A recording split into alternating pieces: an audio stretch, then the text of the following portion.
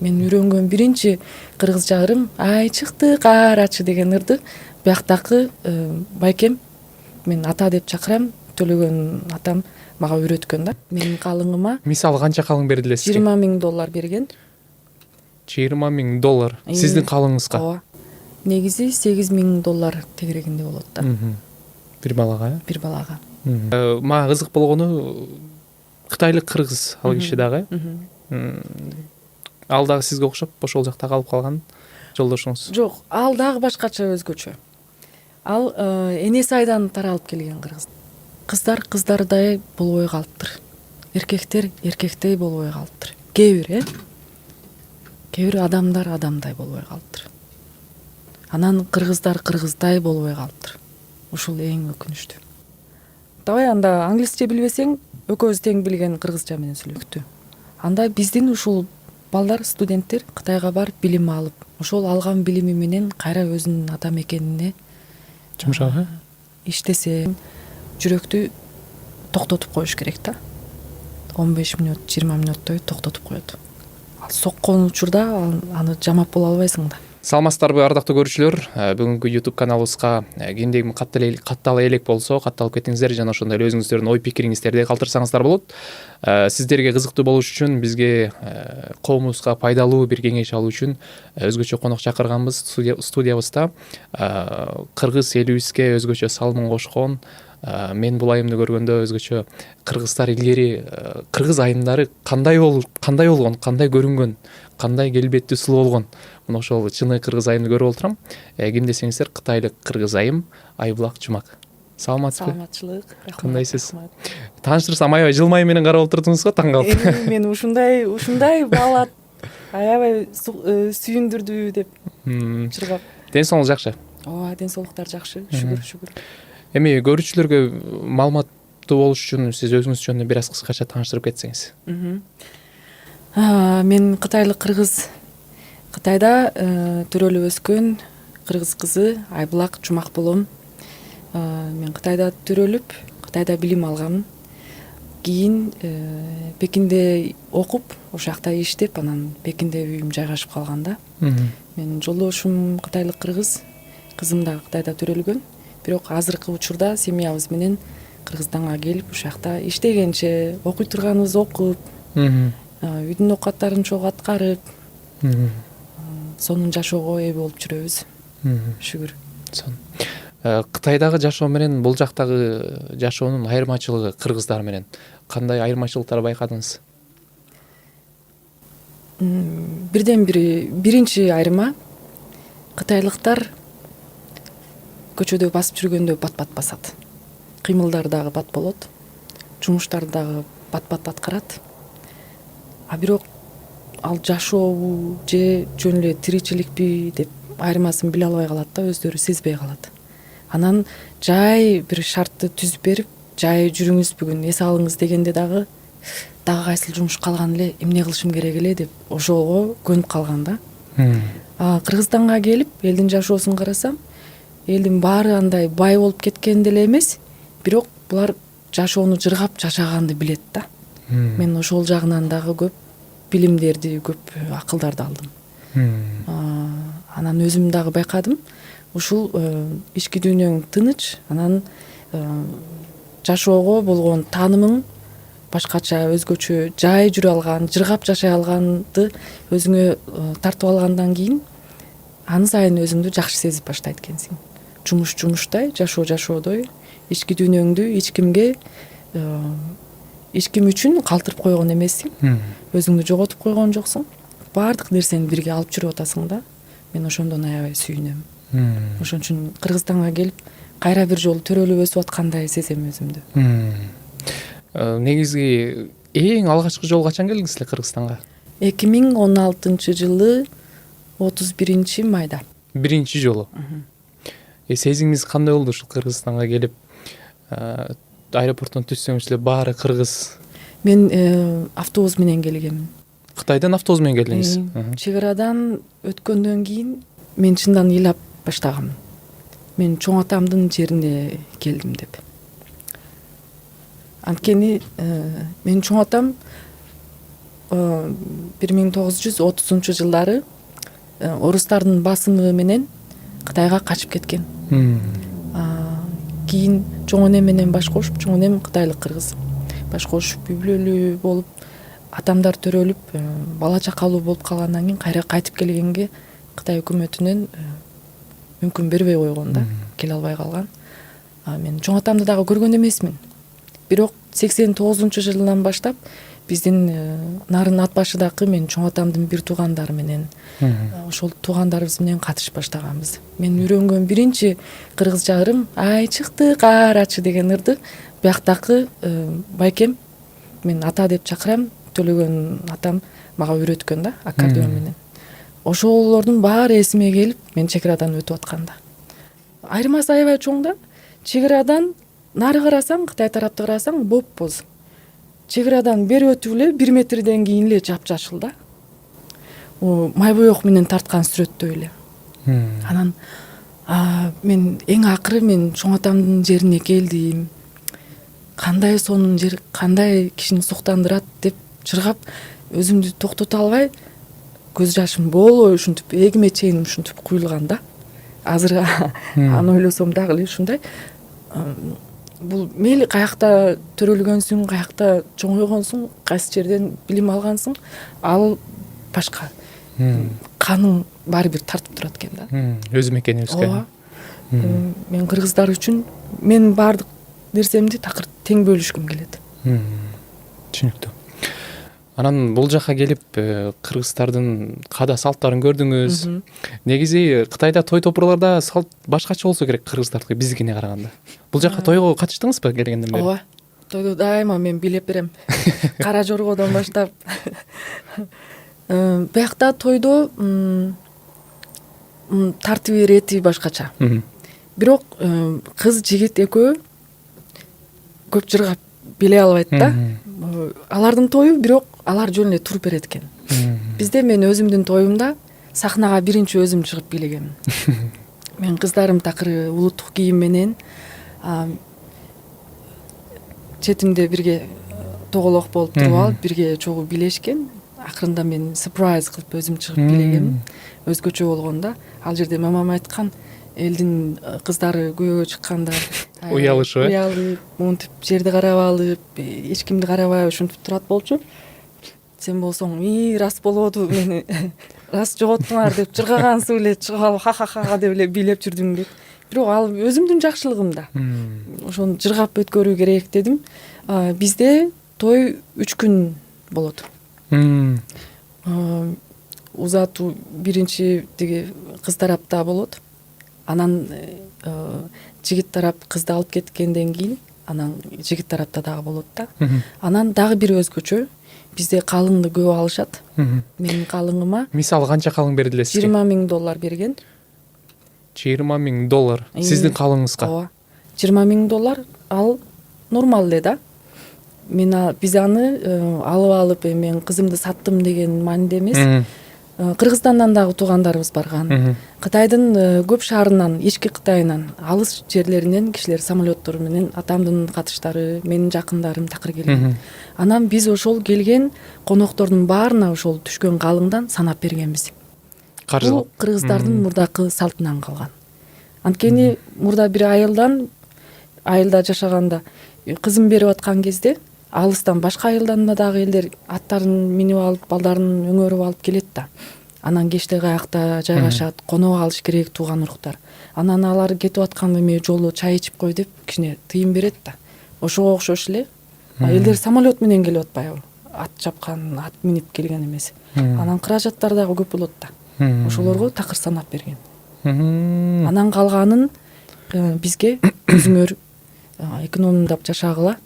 Муну кайната кайненен келген калыңдын калганы биз дагы ошончо кошуп беребиз деп анан бизге берген да.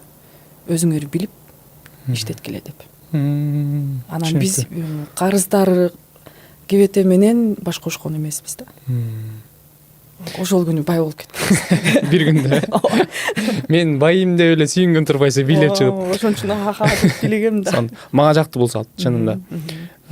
Жалпы туугандарга да пайдалуу. Ооба.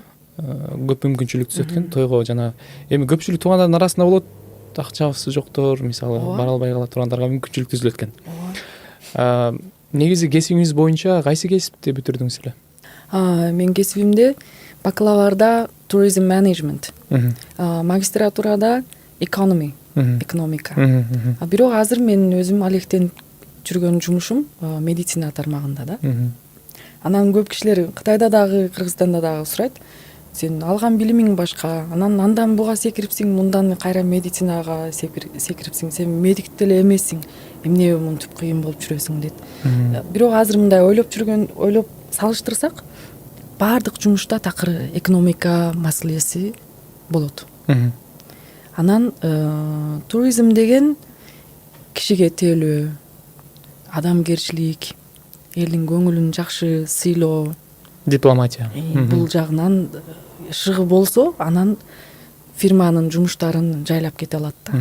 Анан дагы туризм менеджментта адамгерчилик деп айтпадымбы? Адамзатка болгон көз караш, дагы мамилеси.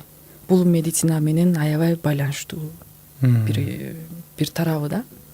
Медицинада дагы эле менеджер сапатың жакшы болсо, каналдарың кенен болсо, азыр Кытай менен Кыргызстандын арасындагы медицина тармагындагы көпүрө болуп, эки тараптын эң кыйындарын бириктирип, бияктагы маселени Кытай тараптагы адистер келип маселени чечип берет, бейтаптарды операция жасап. Анан өзүмдүн фондум бар, жүрөктү коргоо деген фонд.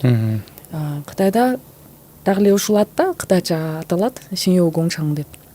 Ал фонд курулгалы 10 жыл болду. Кытайда биз 1000ден ашкан баланы жасап болгонбуз. Баары бекер операция өткөрүлгөн. Жыйынтыгы баарыныкы жакшы. Бир дагы бала андай-мындай болуп калбаган. Кыргызстандан болсо 2018 жылы декабрда экөөнү жасаганбыз. 2019 жылы 27 ноябрда үчөөнү жасаганбыз Оштон. Анан былтыр биз Кытайга, Нанкин деген шаарына Кыргызстандан 8 баланы алып барып, кайра жасатып келдик. Жыйынтыгы такыр жакшы болду. Мындай эсептеп келгенде Кыргызстанда азыр 13 балабыз бар. Ошол биздин фонд аркылуу айыккан. Негизи жүрөк фонддун атын эмне дедиңиз? Жүрөктү коргоо. Жүрөктү коргоо фонддун эмне себептен бул фондду ачтыңыз? Бул идея каяктан келди? Балким бир нерсе түрткү болду сизге? Ооба. Биринчиден мен өзүмдүн энем тубаса жүрөк оорусуна чалдыккан киши. Ал кезде 1960 жылы төрөлгөн да. Ал кезде айылда өскөн, Акчи деген айылда. Кийин байкалгандан кийин деле операция жасаганга шарт болбогон. Ал кезде медицина тармагында техникалар мындай өнүгүп кетпеген. Кийин өзү Пекинге барып, атамдын колунда университетте окуйт, билим алат. Билим алып аткан учурда жүрөгү кайра кармап, катуу ооруп, анан Пекиндеки клиникага барып, больницада жатып, операция жасаткан да. Ал биринчи жолу. Анан мени төрөр кезинде денесине күч келип, жүрөгүнө дагы күч келип, баягы жамап койгон, тешигин бууп жамап койгон да. Ошол бууган жери ачылып кетиптир. Мени төрөп аткан учурда. Ачылып кетип, анан кайра 96 жылы кайра жүрөгү катуу кармады да. Көк болуп калган. Мен өзүм өз көзүм менен көргөмүн. Ошол кезде атам Пекинге кайра эле ошол больницага алып барып, ошактан операция жасаткан. Ал убакытта биздин үй бүлөбүздүн абалы жакшы. Атам чоң болуп иштеген, билимдүү, анан каналдары бар. Пекинде дагы мурда билим берип иштеп жүргөн университетте. Ошондой абалда деле кыйынчылык болду да. Каражаттар көп болду. Анан алыс жерден самолеттон 2 жолу алмашып, анан барып, анан кайсыл тешикке барып кимди издеш керек деп. Мындай элестетип көрсөк, Кызыл суунун айылындагы тоо жеринде өсүп аткан бала ошентип ооруп калса, алардын ата энеси ошол Пекинди көздөй алып барганга көзү жетеби, жетпейби? Көбүнчөсү шаарга дагы барып көрбөгөн. Самолетко отуруп көрбөгөн, самолет билетин каяктан сатып ала турганын дагы билбейт. Алардын балдары ташталып калат да. Ошон үчүн мунун арасында акча эле маселе эмес, тил, акыл, тажрыйба көп жерде көргөнсүң. Ошол сенде болгон каналдын баарын чогултуп келип, анан элге жардам бере аласың да. Кээ бир кишилер кайрымдуулук жасап атыптыр, бул миллионер окшойт, акчасы көп дейт. Бирок акчасы көп киши болсо, билими бөксөрөөк болсо же акылы бөксөрөөк болсо, бул ишти деле аткара албайт. Ошон үчүн мунун арасында биринчи сен өзүңдү ошол бейтаптын абалына алып барып туруп, бейтаптын артынан ининен мээсинде ойлоп аткан нерсени чогуу ойлоп, чогуу карап, анан өзүңдү ошол абалда элестетип, мындай кыйынчылыктар бар экен деп, анда мен ушул кыйынчылыктарын мен жардам берип, ошондон кечирип өткөрөйүн, жардам берейин деп чечесиң да. Ошон үчүн биздин үй бүлө, биздин башыбыздан өткөн кыйынчылыктар элдин башына барып калганда алар кече албай калбасын деп ушул фондду кургам. Бул биринчи себеп. Экинчи себеп болгондо, мен өзүм бизнес ледимин. Кытайда медицина шаймандарды, оборудованияларды сатам. Саткандан кийин бул тапкан пайданын 20% же 30%дарын ушул фондко кайра жүктөп туруп, анан фонддун атынан кайрымдуулук иштерди алып барам да. Азыр мындай карап келгенде, бизнес менен кайрымдуулук ишти чогуу алып жүргөн аябай жакшы болот экен. Биринчиден эл менен көрүшкөндө, сүйлөшкөндө жүзүң жарык да. Бул бизнесмен, бул содегер, бул акча эле деп акчанын артынан чуркап жүрөт деген эмес. Жаман аттуу болбойсуң. Анан дагы бир жагынан чындыгы элге жардам берип атасың. Эл көрдү, эл ошол жакшылыгыңдын баарын өзү көрүп, сиңирип, жакшылыгыңды билди. Разы болгондору разы болду. Мындай болгондо кечте жок дегенди уктаганыңда тынч уктайсың да. Эртең бирөө мени тигинтип кетпесин, бирөө чукулап ийбесин деп. Анан дагы бир себеби, мен бир эле кызым бар да. Кызым жалгыз кыз болуп калды. Кийин мендей дагы бир өлкөгө барып жашап калса, же билим алуу үчүн дагы бир башка элдин жерине барганда, ушул кызымды элдер апаң ким эле деп сураганда, Айбулак Жумак болчу десең, биз укканбыз, жакшы аял болчу, жакшы киши болчу, бизге жардам берген деп жекесинен сылап коюп, бир жылуу кучактап койсо, ошого дагы ыраазымын да. Бул атадан кызына түшөт, кызынан кайра балдарына улана берет да. Анткени мен биякта атамдын жакшылыктарын көрүп жүрөм, Кыргызстанда жыргап. Анткени атам 90-жылдары биякка Кытай менен Кыргызстандын чек арасы ачылгандан бери, ачылган кезде биринчи чек ара ачып келген киши. Ошол группада атам элчилик эмес, элчи эмес, бирок ошол элчи менен коштоп Панжанлин деген элчи менен бирге келген. Ошол учурда келип кетип жүрүп, көп кишилер менен, адистер менен, Манасты изилдөө боюнча иштеген кишилер менен, адистер менен жакшы катышкан. Азыр кайда барсам ошондой атамдын жакындары жолугуп калат да. Ана, Жумак аксакалдын кызы турбайсыңбы? Кел кызым, бери кел деп мени сыйлап коет да. Кээ бир учурда кыйынчылыктар болду. Аябай кандай кыларым деп жер сууну тепкилеп атканымда ошондой бир киши чыгып калат да. Атамдын жакынынын кызы болуп, Жумак атанын кызы турбайсыңбы деп дагы жардам берип коет да. Атамдын жакшылыгын мен көрүп атпаймынбы деп. Ошон үчүн биз өзүбүз жакшы адам болушубуз керек экен да. Жакшылыктын кийинки жыйынтыгын өзүң көрө албасаң дагы балдарың же неберелериң көрүп калат. Негизи азыркы учурда Кыргызстандагы балдардын абалы кандай болуп атат негизи? Көрсөткүчтөр барбы? Мурдакы бизге барып операция жасатып келген балдардын жыйынтыгы такыр жакшы айыгып, азыр такыр окуп атат. Анан 2-3 жумада бирден чалып турат. Актилек деген бир балам бар, Ошто. Айбулак апа, бул менин телефон номерим, сиз сактап калыңыз, дейт. Телефонуң барбы десем, апам мага телефон алып берди, дейт. Сонун чоң жигит болгон турбайсың деп. Алар менен өзүнүн абалдарын тең бөлүшүп турат да, абал сурашып турат. Анан бизде бир өзгөчө ушул семья, биздин чоң семьянын группасы бар. Өзбек апабыз бар, Айбулагым жакшымы деп жазып турат. врачтар дагы бар мунун арасында, биз менен чогуу Кытайдан билим алып, билим ашырып келген кишилер. Алар менен дагы тыгыз байланышта болобуз. Бул былтыркы результаттар. Анан азыр болсо биз кайра камынып баштадык. Негизи мен бир сунушумда Кыргызстан мамлекетине же саламаттык сактоо министрлигине азыр биздин өлкөдө, Кыргызстанда пароксерцияга чалдыккан баланын саны барбы жокпу? Мен эч кайсы жерден тапкан жокмун. Эгер жок болсо, менин сунушум, биз ар бир айылды, районду, ар бир областты кыдырып чыгышыбыз керек да, скрининг катары. 18 жашка жетпеген балдардан канчаны текшердик, мунун арасынан канчасы пароксерция менен ооруйт экен. Анан ар бир үй бүлөнү интервью кылып, ыксат абалы кандай, кирешеси көппү азбы, анан дачасы барбы жокпу, машинасы барбы жокпу, ошонун баарын билип жүрүп, кимдер биздин жардамыбызга муктаж экен, ошону билип чыгабыз да. Анан буларды бесплатный операцияга биздин фонддун атынан операция жасатсак болот. Кээ бир өздөрү жасай ала турган болсо, биз эң жакшы врачты чакырып беребиз. Жасасак болот да. Бирок бул аябай маанилүү. Анткени мейли канча жакшы коргонсоң деле,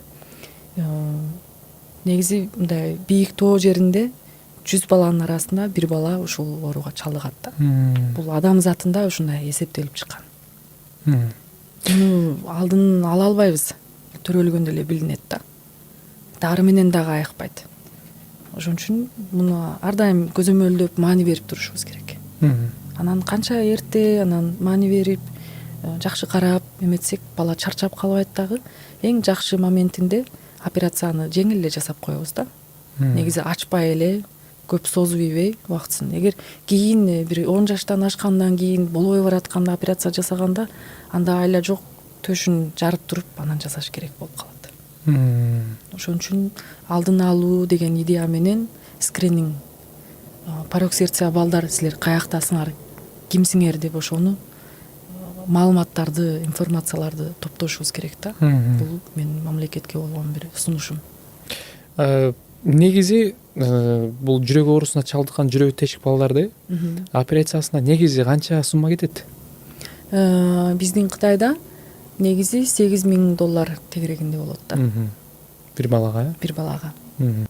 Анан ушул балдарды бекер жасап атпайсыздарбы? Негизи элге кызыктуу акча каяктан келип атат?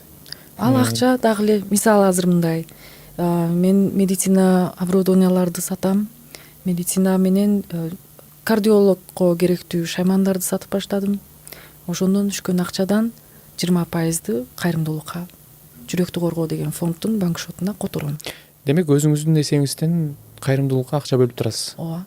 Баарын өзүңүз каржылап, өзүңүз алып барып, бекер жасатасыз, Анан дагы майда чүйдө, мисалы, Кытайда эң жакшы сапаттагы продукттарды бияка сунуштап баштадым.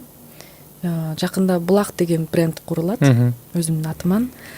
Бир салфетка бар, кухняда иштете турган. Ал кайра колдонсо болот да, бир барагын. Анан аны эң акырында эскирип болбой бараткандан бутуңду арчып анан ыргытып ийсең же жерге көмүп койсоң, жерди булгабайт. 93 күндөн кийин эле эрип кетет да, жерди булгабайт. Анан ошондой жакшы продукттарды сунуштайм. Анан ошол продукттар ар бирөөсү сатылганда ар бир штуктан 10 сом кайрымдуулукка кетет. Ал тиги тышында, пакеттин тышында ошентип жазылган.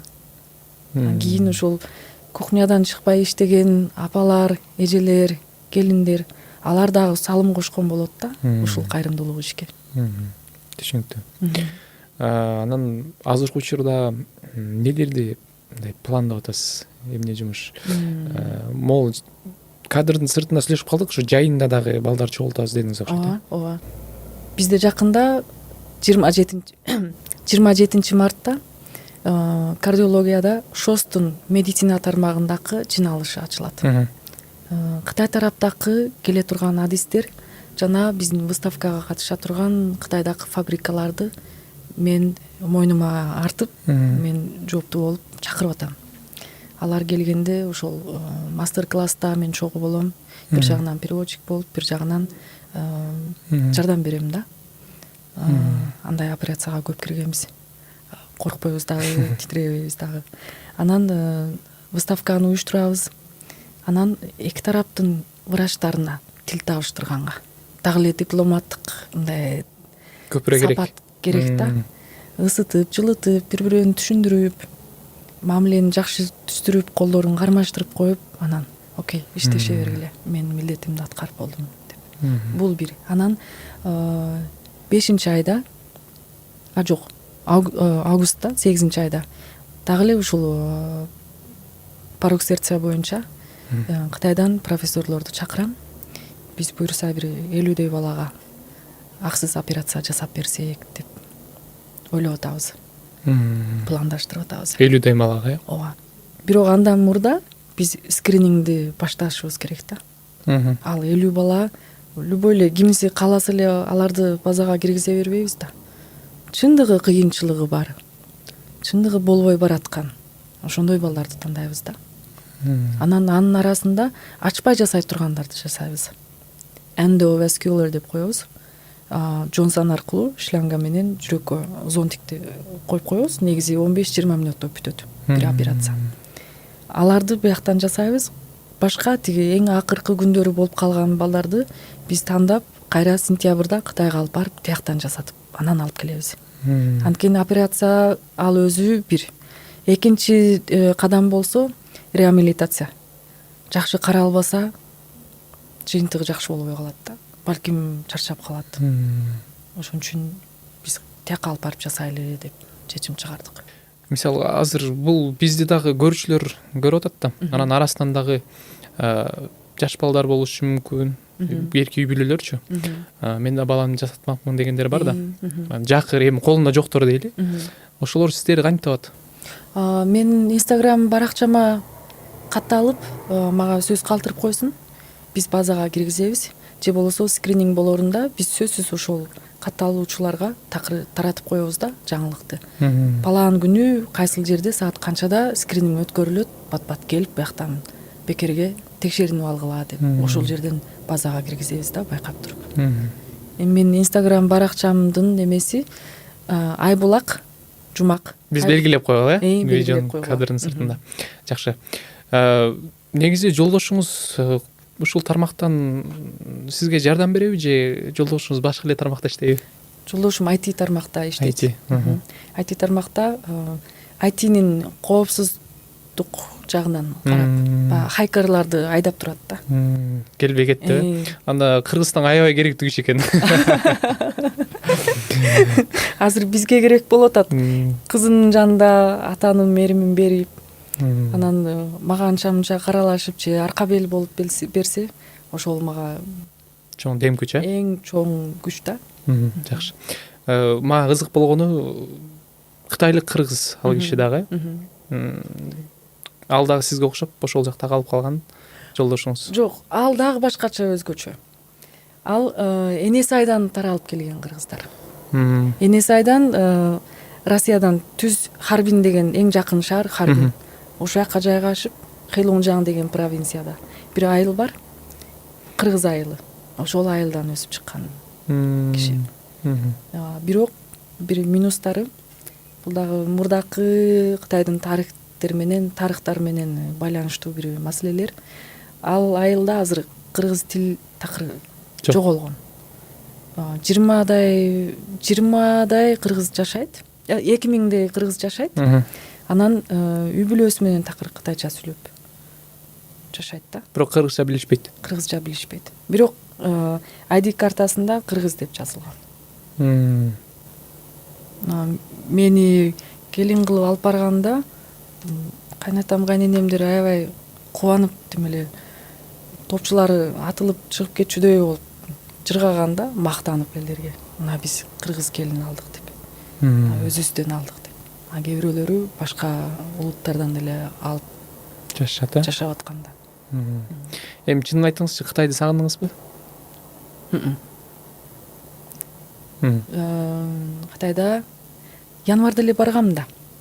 Бирок мен эч жакка барган жокмун. үйдө эле отурдум, атамдардыкында. Мындай төркүнүңө барганда башкача болосуң да. Идиш дагы жууган жокмун, төшөктү дагы жыйнаган жокмун, тазалык, үйдүн эч кандай оокатын кылдырган жок атам менен. Атам азыр 72 жашта. Өз колу менен мага плов басып берди. Мен жакшы көргөн тамактарды атам энем экөө бирге жасап, кел мунун жеп алып укта кой, эс алып ала кой, алдыңа кетейин деп эркелетип.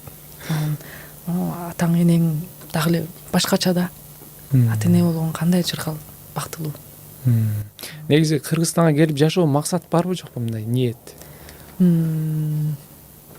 Ниет Кыргызстанда жашоо ниет бар. Бирок жөн эле далдырап эле үйүңдө жатып албай, бул коомго катышайын десең, сөзсүз жумуш менен, жумуш аркылуу анан коомго баягы куштар коёнду монтуп чапчып алгандай, сен дагы ошол жумушуң менен коомго киришишиң керек да.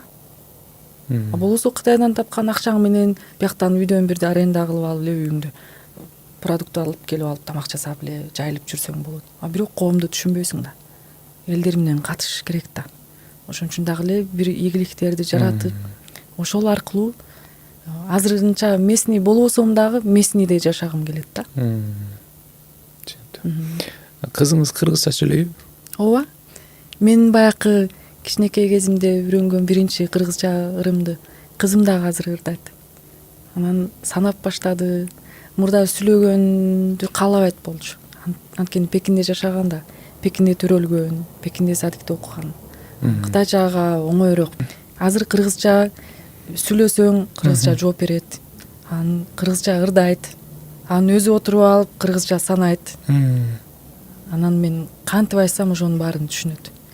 Ошон үчүн бул дагы бир себеп да. Мен кызымды Кыргыздан өтө алыстап кетпесин деп. Анткени Пекинде кыргыздардан жайгашкан үй бүлө 10го жетпейт. Ал 10 үй бүлө анда санда нооруз болгондо, айт болгондо бир көрүшүп калабыз. Башка убакытта такыр эле кытайча. Өз ара деле кытайча сүйлөшүп бересиздер? Жок, өз ара мен кызым менен кыргызча сүйлөйм. Жолдошума урушканда кыргызча сөгүп коем. Түшүнбөсүн деппи? Түшүнөт баарын, сөккөнүңдүн баарын түшүнөт. Кыргызча айтсам, негизги сөздөрдү түшүнөт, бирок өзү сүйлөгөндө кыйналып кетет да.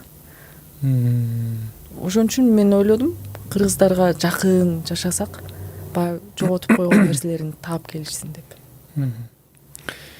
Эми Кыргызстанга келгенден кийин аябай мындай өзүңүздүн жериңиз баары башка да. Көп нерсени карап, бактылуу болуп, анан өзүңүз ушунча жашадыңыз, анан эң өкүнүчтүү нерселер эмне экен, эмнени байкадыңыз мекенибизде? Эң өкүнүчтүү кыздар кыздардай болбой калыптыр. Эркектер эркектей болбой калыптыр. Кээ бир адамдар адамдай болбой калыптыр. Анан кыргыздар кыргыздай болбой калыптыр. Ушул эң өкүнүчтүү. Мисалы биринчиден, Кытайда орустар жок. Биз кытай тилинде үйрөнгөнбүз. Бирок үй бүлөдө же кыргыздар менен жолукканда сөзсүз кыргызча сүйлөшөбүз. Биз эч качан биз азбыз, мейли жоготсок жоготтук деп кыргызчабызды, кыргыздын салтын жоготкон эмеспиз.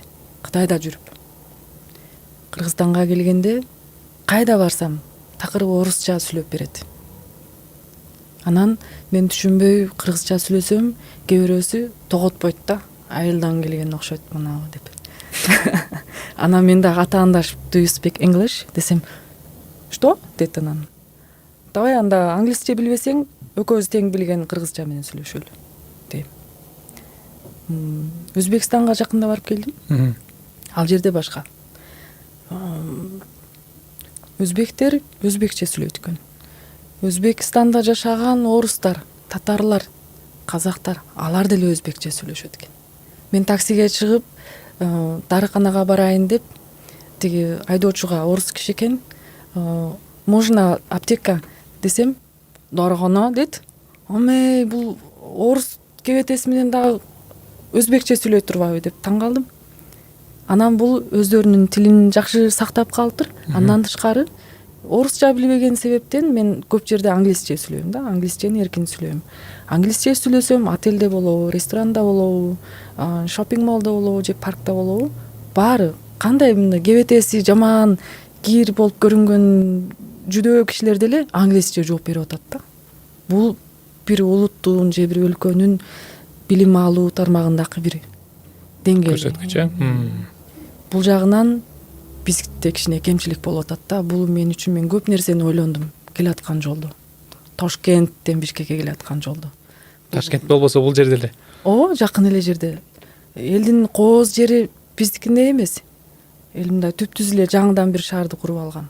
Бирок ошол тоолору жок, кооз жери жок учурда деле алар өзүнчө бир өзгөчө парктарды куруптур, эс алуу жайын куруптур. Кайда барсаң куп-кургак жерде чаңдап аткан болсо дагы агып аткан сууну казып, ошол жерин казып сууну жаратыптыр да. Ал жагын биз ойлонушубуз керек да. Биз болсок азыр баягы ата бабаларыбыз тандаган жердин байлыгын эле оонап жатып алып жыргап атабыз да. Ушунун үстүнөн бир ийгилик жараталы деген бир идеялар болуш керек да. Тейлөө жагынан, билим жагынан, тил жагынан.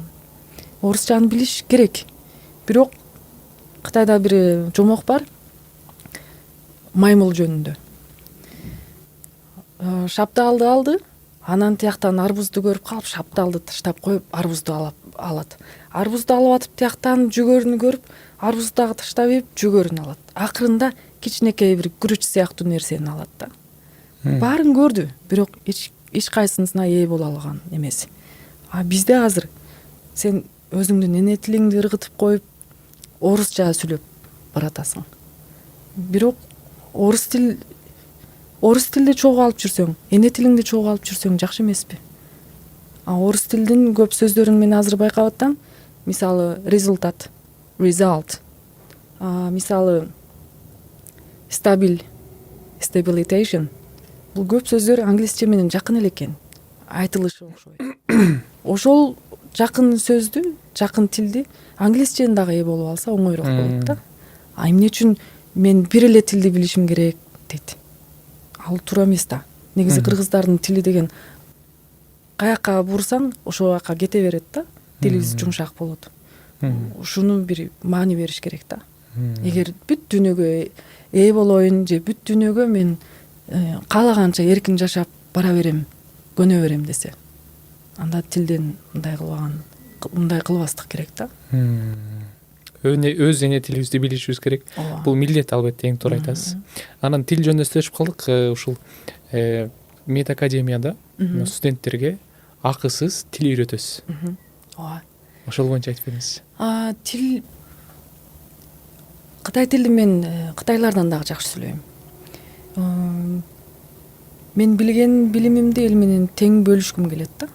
Бул мындай акча эмес, же бир нерсе эмес, же сенин курткаң эмес, билимиңди чечтире албайсың да. Анан мен азыр ойлоп атканым дагы эле медицина тармагы менен байланыштуу. Эгерде бул азыр окуп аткан студенттер Кытайга барып бекерге окуп билим алып келе алса, медициналык университеттерге, мен аны жөнөткөнгө күчүм жетет. Барып окуп келсин, кайра окуп келип сөзсүз Кыргызстандын өзүндө иштеши керек.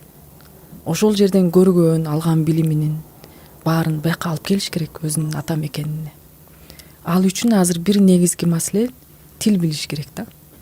Кытай тилин билбесе тияка барып эмнени үйрөнө алат? Жөн эле убакыт кетет да.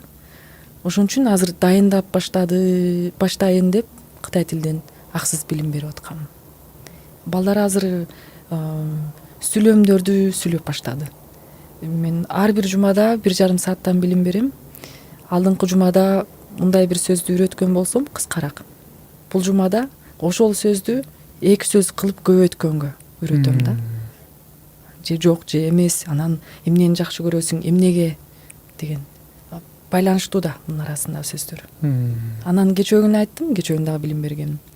100 сүйлөмдү, 100 сөздү билип алсаңар, мен ушуну доскага жазып туруп, 100 сөздү 500 сөз кылып көбөйтүп берем.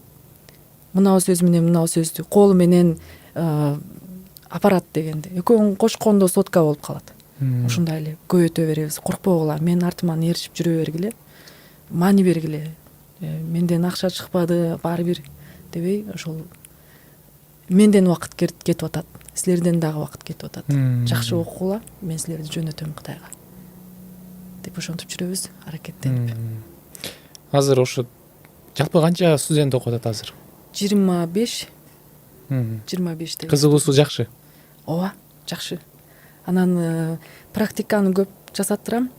Практикада гыжы деп баары сүйлөп баштайт. Анан мен айтам, тартынбагыла. Оозуңарды и, у, а, о деп көп иштеткиле, бияктагы эмеңер, пулчуңдарыңар иштеп баштасын кытай тилиге даярданып. Анан кийин ушулар эсинде калат, пулчуңдун эсинде калат. Анан кийин сүйлөгөнүңдү ойлобой эле кете берет. Ошого көнүш керек. Өзү медицина тармагы негизи ал билим аябай оор билим да негизичи. Анан студенттерди карасаң окуп эле жүрүшөт, анан кытай тилин окуп мындай оорчулугу жок бекен? Менче оорчулугу жок. Үйрөнүп атканда мен эң жеңил тарабынан грамматиканы кошпой үйрөткөм. Анан дагы менин классымдагы эң өзгөчө тарабы жедиңби, иштиңби, жакшыбы, келе кой, кете кой дегенден тышкары медицина тармагындагы сүйлөмдөрдү үйрөтүп атам да. Мисалы, операция, жүрөк, кан тамыр, нерв, мээ, денедеки ар бир органдардын аттары, анан булар кандай келген, мына ай деген тамга көп колдонот, анткени 24 саат ар бир орган очередь менен эс алат деп ушуларды бирге жууруп айтканда булар эске алып калат да. Анткени алар азыркы учурда алып аткан билими медицина тармагында ошол орган менен байланыштуу, кан тамыр менен байланыштуу, клетка менен байланыштуу билимдер. Ана мунун кытайчасы мындай турбайбы деп. Анан ошого кошуп эле Кытай тарапта азыр медицина тармагында ушул жагында кандай ийгиликтер бар, кандай өнүктү, ошол абалдарын кичине маалымат берем да. Анан кызыгат. Кээ бир кезде видео коюп берем. Азыр өнүктү, больницалардын ичи мындай деп. Негизи деп азыр башка жакта эмне себептен биздин студенттерди Кытайга барып окутайын деп чечтиңиз? Биринчиден, Кытайда азыр медицина тармагында техникалар, өнөрлөр аябай өнүктү. Бул өнүккөн акча маселеси менен, акчанын күчү менен өнүккөн эмес. Мында Кыргызстанда минус бар деп айткан эле эмес. Жалпы Кытайдын калкы көп.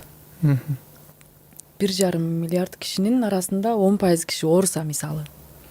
Ушунча көп суммадагы кишилер, ушунча көп кишилер ооруп, операция кылдырат, лечение алат. Анда врачтар күндө 10 операция жасайт. Мисалы, ачпай жасаган учурда.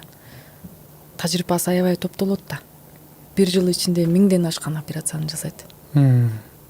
Колу бышат, көзү дагы бышат, анан көп нерсени ойлойт, бир жаңы бир арга менен жасап көрөйүн деп изилдейт. Кыргызстанда бир жактан оборудованиялары жетиштүү эмес. Экинчиден, медицина больницаларга болгон мындай системасы туура эмесирээк да, менимче. Анан бейтаптардын мурдакы лечение алган историялары мындай жалпы бир системанын ичинде эмес да. Бул көп маселелер бар. Кытайда аябай өнүктү. Анда биздин ушул балдар, студенттер Кытайга барып билим алып, ошол алган билими менен кайра өзүнүн ата мекенине иштесе, саламаттык сактоо тармагында өзүнүн салымын кошсо, Кытайдан көргөн медайымдар, врачтар бейтаптарга кандай мамиле берет экен, кандай мерим төгөт экен, ошону дагы адамгерчилик жагынан үйрөнүп келсе, бул жакшы болмок да. Ошон үчүн жөнөтөйүн деп, ал жагына менин күчүм жетет. Бирок азыр бир себептен токтоп калып атабыз, тил маселеси. Ошон үчүн мен азыр Кытай тилинен билим берип, аксыз балдарды дайындап атам. Анан Кытайда HSK деген Кытай тилдин экзамени бар да. Ушул экзаменден 4-балды ала алса, анда балдарды бакалаврга жөнөтсөк болот да. Аспирантурага 5-балды алыш керек. азыр акырын ошол экзамендин ичиндеги суроолорду мен биринчи көрүп ошол аякташтырып анан балдарга ошо менен тиешелүү билимдерди, сөздөрдү, иероглифтерди үйрөтүп баштайм да. HSK-дин 6-сы болсо алар мугалим болуп кетет дебейсизби? Ал 6-сы бияка келип мага партнер болуп чогуу иштесе болот анда. Кыргызстандын кайсыл жерлерин кыдырып чыктыңыз? Жети областты көрдүңүзбү же көрө элек областыңыз барбы? Таласка бара элекмин. Баткенге бара элекмин. Чүйдө жүрөбү. Нарын мен чоң атам ат башыдайм да. Нарында туугандарым көп. Көлгө сууга түштүңүз окшойт. Ооба, көлгө баргам. Анан Ошко баргам, Жалал Абадка баргам. Баткен менен Талас калды. Жайында барып келиш керек да. Буйруса. Скрининг аркылуу. Балдардан балдарды көрүп.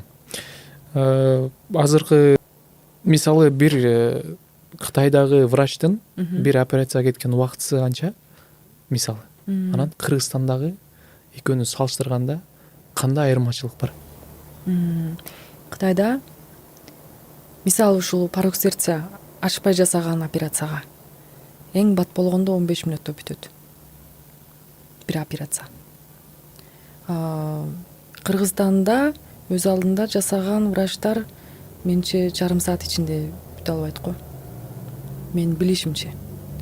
Мурда биз 2019-жылы ноябрда барып Ош областтык ооруканада жасаганыбызда врачтар өздөрү айткан, Россиядан биз врачты чакырып бияктан жасаттырганбыз.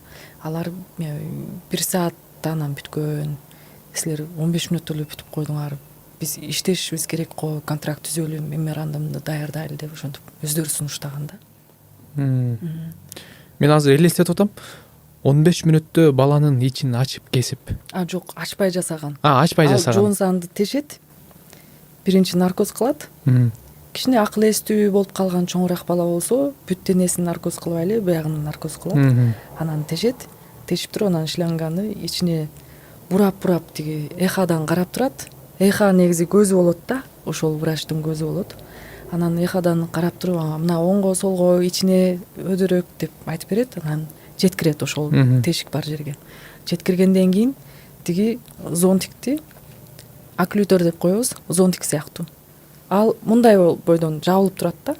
Мунун ортосунда ошол шланганы саптайбыз, жеткиребиз. Анан тешик бар жерге барганда тарс этип ачылат. Ачылгандан кийин ал ошол тешилип калган жерди пардадай мындай ачкан бойдон эки тарабынан кыпчып калабыз да. Анан тиги шланганы суруп кайра алып кетет. Ошо менен бүтүп калат. Анан биягын бекем кылып басып туруп тамырын, баягы кыйган жерин. Анан таңап коет. Экинчи күнү бир антибиоттон жазып берет. Аны ичет. Анан үчүнчү күнү чыгарабыз. Оңой эле. Жакшы. Ал эми ичин төшүн кескенде баланын ичин ачканда канча убакыт кетет операция? Ал ар кандай. Мисалы жеңилиреги наркоз кылыш керек. Наркоз кылып болуп ачыш керек. Ачкандан кийин жүрөктү токтотуп коюш керек да. 15 мүнөт, 20 мүнөттой токтотуп коет. Ал соккон учурда аны жамап боло албайсың да. Жүрөктү токтотуп ошондой атайын дары суу бар. Аны кан тамыры аркылуу киргизет. Наркоздон кийин биринчи кан тамырдын ичиндеги кан айландырбаса уюп калат да.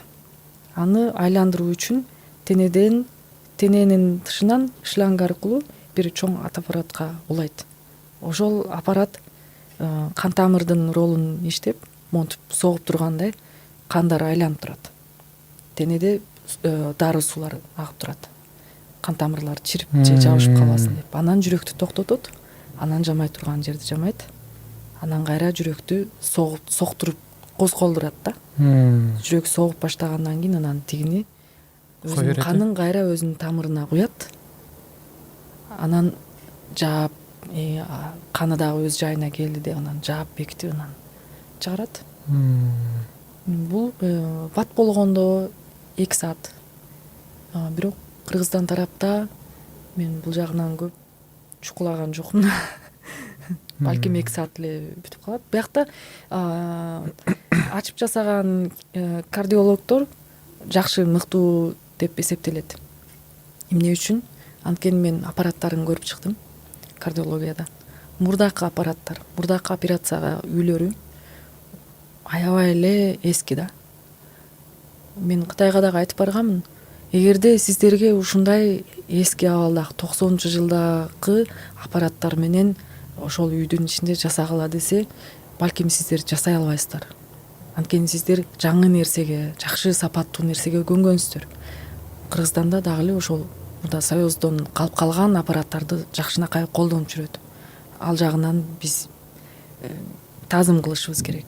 Дагы бир 55 андан бери 60 жылдан мурда Кыргызстанда ошол жүрөк операциясын ачып жасаганды биринчи кыргыз киши баштаган. Иса Акынбаева.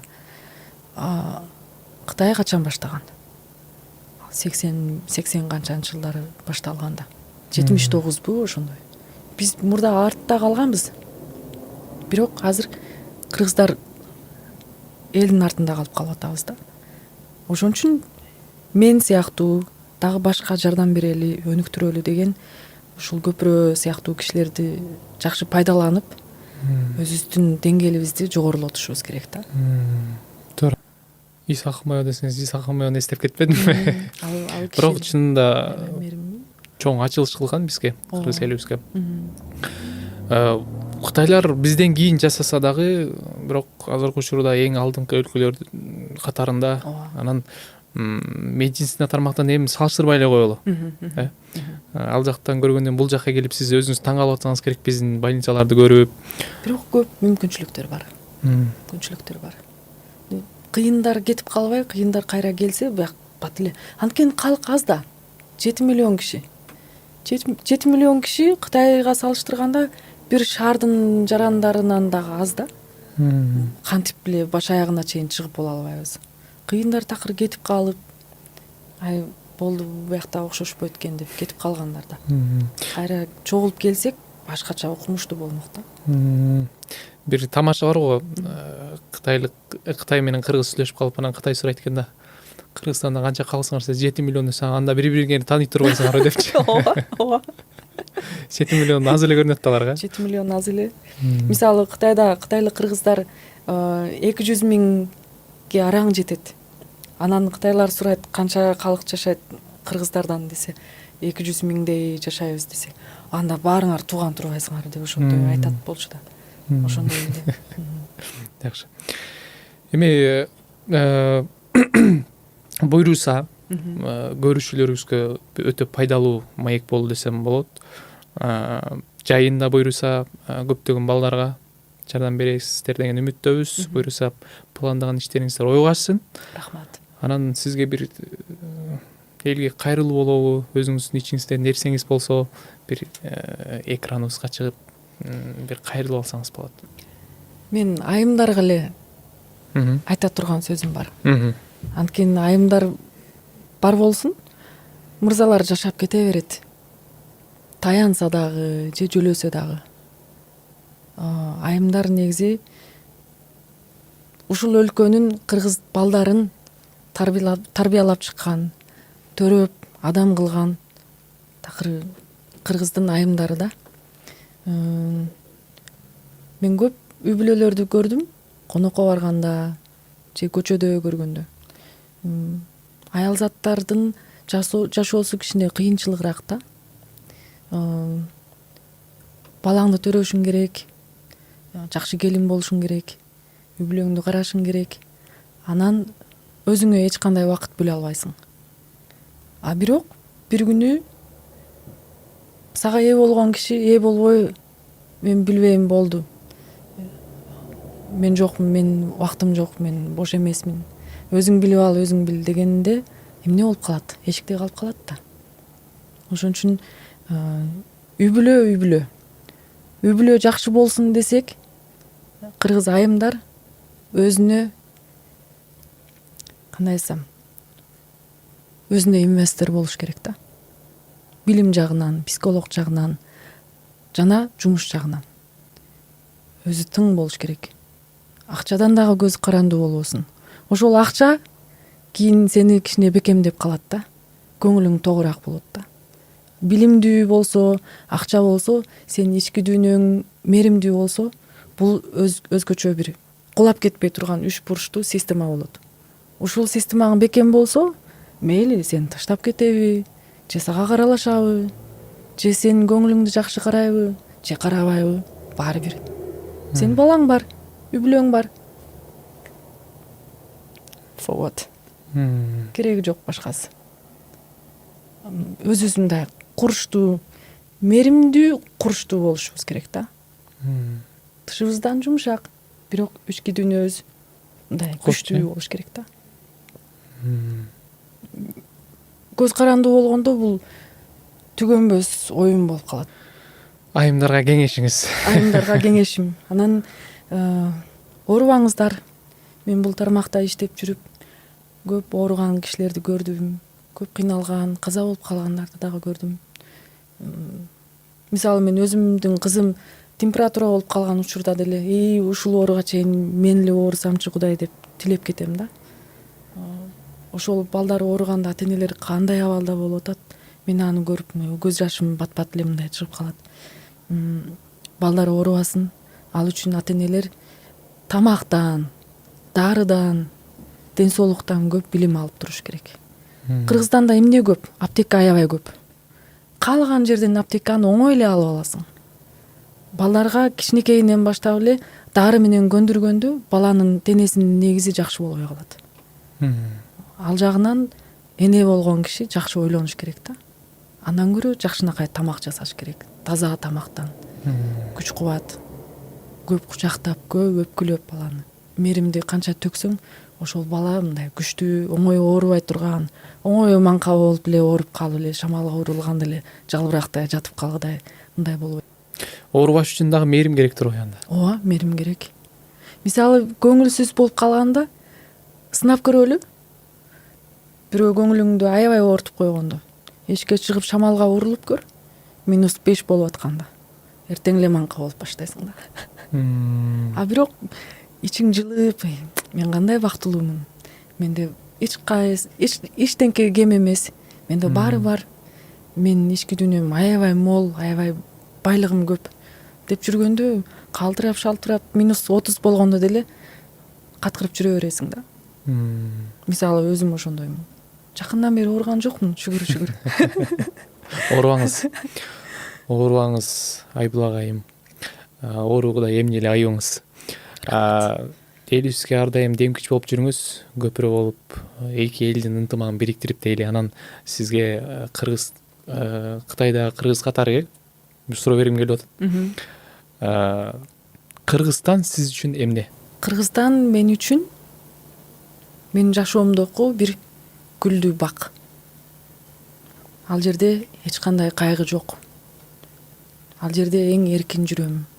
Ал жерде эң таза аба менен өзүм төрөлгөн жерди сезгенсип, энемдин кучагында жыргап уктап аткансып жыргайм.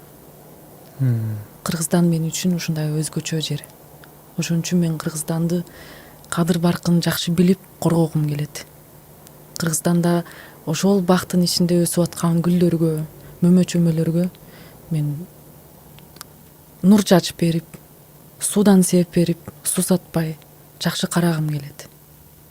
Мен бүгүн бир киши менен жолугушууда сүйлөшүп калдык. Мурдакы президенттердин аялы жөнүндө.